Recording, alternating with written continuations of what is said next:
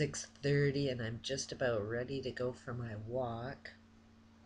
And the first thoughts that are in my head today um, are the river of thought that's starting my morning. And I watched, there's one video I watched and a couple of conversations. First, this one video of this girl talking about law of attraction, and she was having a bad day as she's talking about how the law of attraction works. It's, if you know how it works, then you are fully aware every minute of every day you created it. You wanted it. So why would you be upset about a bad day if you intentionally created yourself to have that bad day? Because if you understand the law of attraction enough to teach it, then at all times you can say, this happened because of this. I know exactly why I attracted that. Every time there was a negative experience in front of me, every time I recognized why I was attracting it, what was inside me that made this like a magnet come up into my face, every time it was something I was doing wrong. So this pattern can be seen everywhere. Natives, got dominated. Something within all native people wanted to be dominated. What was inside them that had this need to be dominated? And yet we're going to say native people are the ones that know how to live. And it's like, I don't want to follow a belief that in some way, shape, or form I will attract bad experiences all the time. At the same time, wealthy people appear to be asking for their experiences. It's almost like they want to. I see every person that has more money than me as Charlie Sheen.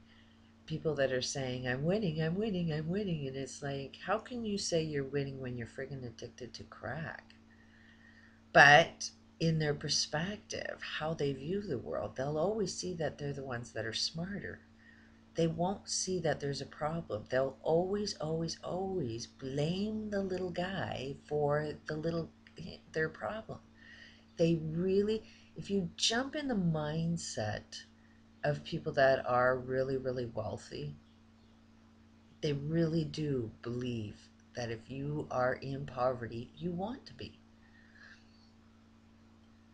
And it is an understanding of the law of attraction. They understand it, that they want money so they can attract it. They can do it at will because they know what's inside them. And they know that, hey, if I can at will do all of this and create all of this wealth, then if you want to create all that poverty, you are the one attracting it. So they don't have any responsibility for what it is you want. They're allowing you to have what it is you want. You want your poverty. They're giving to you what it is you wanted. You want to feel hopeless and helpless. That's what you wanted. So all the time that you may look like the winner, you ultimately may be the loser. Because while the wealthy people are going to always blame those on the bottom for their problems, they'll never be responsible or accountable. And as long as people that are poor never take responsibility or accountability for their role, nothing will change. It's not one side is right or wrong, they're both wrong. Why would anybody want to see it two different classes of people? You know, it's like if you didn't like being a slave, you'll be the slave master, because those are the only two options available. So it's like we didn't really get rid of slavery. We just encouraged everybody that, hey, you could be a slave master too if you wanted to. This is the land of the free. Um, Also in that video, the words expectations. Never, ever, ever live expecting life. Because what does expecting? It's you know, I'm opening the door expecting something. I'm opening the door expecting something. So every day I will just be expecting something. It's a waiting. It's a word that describes you are personally waiting. So as soon as I see law of attraction and you're going to just live with positive expectations, it's like, okay, every day you're just going to be thinking things are going to be positive. Don't know when, things are going to be positive. And then somehow you're going to see things positive. It's such a fine line, but the difference is you've got to feel like it's already happened. So in a way this girl was having it right, but in a way it wasn't. It's while she's expecting,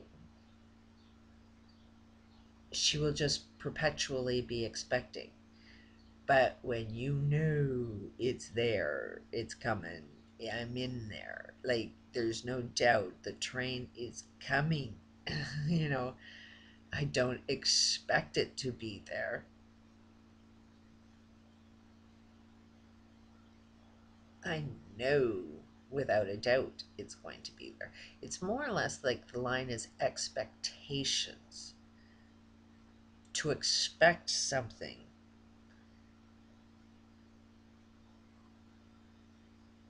I don't know if I'm quite explaining it, but can you really, really see the difference between you expect something to be done? If you expect something to be done, that also implies that you could be wrong or disappointed. Do you see what I mean? That to expect something is not really, I know without a doubt that's what's going to be. It's just what you are expecting.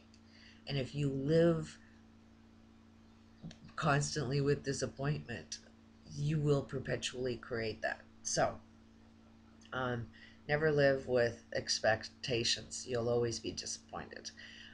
It's more of a knowing. And this is like that part that's hard to communicate because some things are fine lines for you to understand exactly where it is. It's all in the feeling. And because when you're, the difference would be is that if I was really living knowing this law of attraction all the time, then I am in the creator of my day. I know how to create my day. I know how to say this is what's going to happen during my day, and at the end of the day, if I can predict it perfectly, um, then I'm mastering my own personal law of attraction. So, first of all, you want to be the one that's right.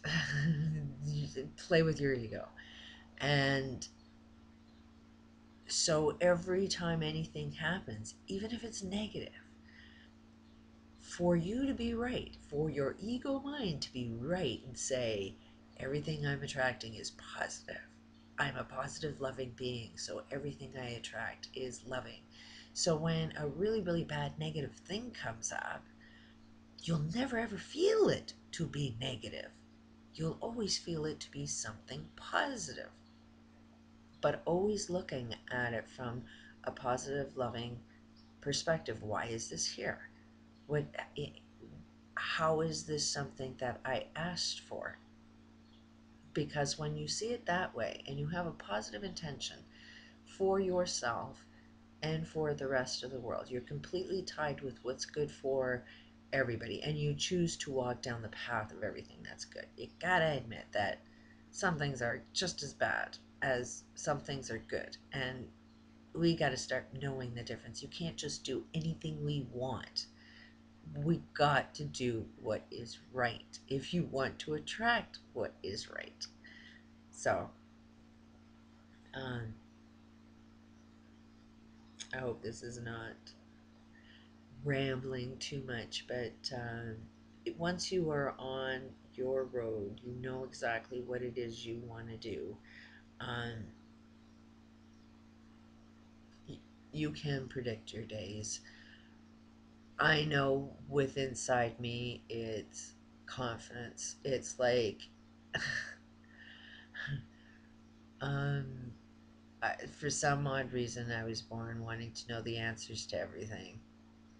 Ended up being somebody that a lot of people didn't like most of the time because you turn out looking like a know-it-all.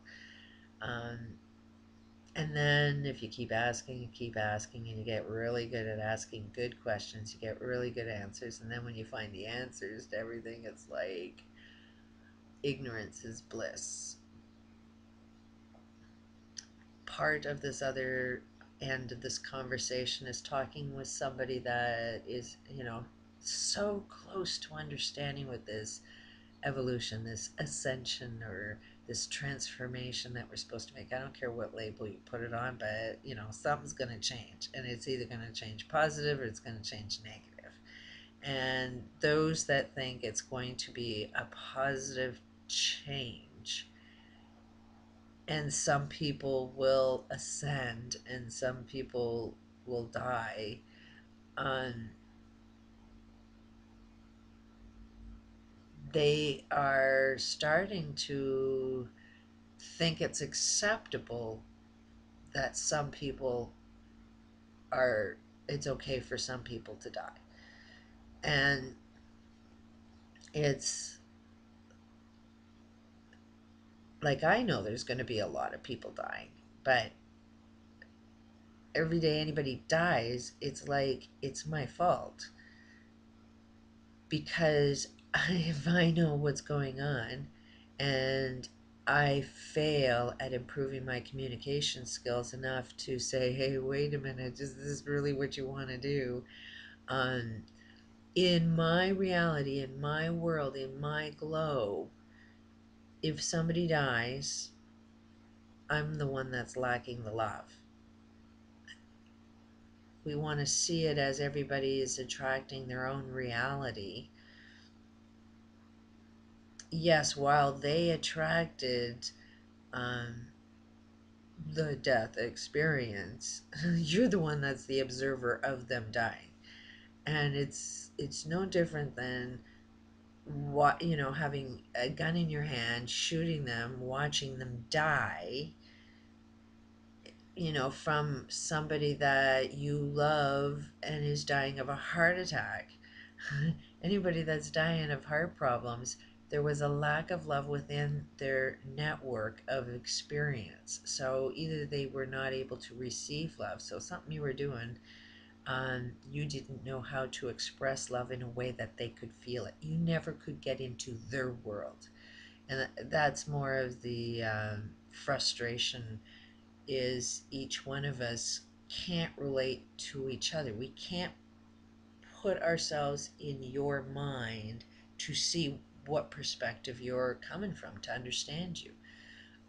So it's like we're doing the best we can, but that's why divorces are going up, because we can't seem to understand each other. And so if you're left standing and think you've evolved, You would be the one that I didn't want to survive with if you think that it's okay for others to die. Because that leaves us with, well, what does that make us? If this is the reflection of what's inside us and we're watching people die, maybe there's something wrong with us that killed them. If there's no self reflection of what's going on in your reality and take responsibility and accountability for it, you would be the evil guy. Evil's the one that's going to survive this if other people die. Peace out.